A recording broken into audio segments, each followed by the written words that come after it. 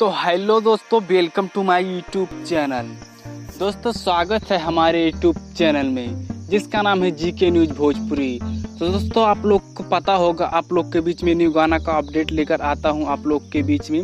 जो दोस्तों इस बार ला चुका हूं सुपरस्टार खेसारी लाल यादव का है, जो कि दोस्तों हमारी स्क्रीन पर देख सकते हैं। जो कि दोस्तों बहुत बवाल सॉन्ग होने वाला है। जो दोस्तों गाने का नाम है लागेलू जहर, जो कि दोस्तों गाने का ही नाम है। तो इस वीडियो में आपको फुल जानकारी इस गाने में मिलेगा, तो प्लीज़ वीडियो को बिना स्किप किए फुल देखिए। और दोस्तों प्लीज़ अगर इस चैनल पर नए हैं तो प्लीज़ हमारे चैनल को सब्सक्राइब करके बेल आइकन को दबाना ना भूलिए, ताकि न्यू वीडियो आप लोग को मिल सके, आप सबसे पहले देख सकें, गाने को सुन सकें। तो चलिए दोस्तों वीडियो को बात कर लें। तो दोस्तों बालाजी रिकॉर्ड पर इस गाने को रिलीज किया जाएगा, क्योंकि दोस्तों बवाल सॉन्ग है, आप देख ही सकते हैं।